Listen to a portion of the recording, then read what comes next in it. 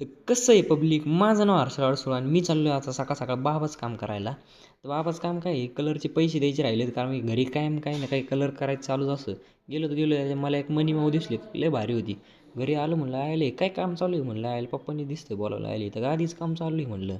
त्यातल्या त्यात आपली बुलेट नीट होऊन आली होती. म्हणलं पप्पा म्हणले तुम्हाला काही कळत नाही, थांबा मीच बघतो नीट झाली का नाही. आजीकडे गेलो ना, आजी म्हणलं आजी तू दिवसभर काम करू करू थकत नाही का? आजी म्हणले मी काय हर्षद दिसले का तुला? मी म्हणलं आयला उगाच विचारलं काय ना. हे घरी आलेलं मशीन बघून पप्पा म्हणले थांब मी बघतो याच्या आतमध्ये काय नेमकी. मला माझा मित्र भेटायला आला, तो म्हणला चल गेम खेळू. मी म्हणलं तुम्हाला भेटायला आला का गेम खेळायला आला? ते म्हणला गेम खेळायला. मी म्हणलं आयला काय मित्र भेटलेत राव मला.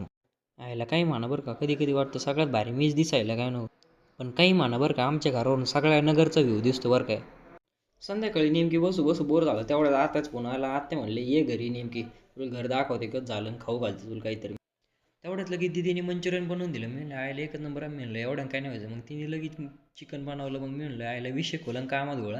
तर चला भेटूया उद्याच्या ब्लॉगमध्ये.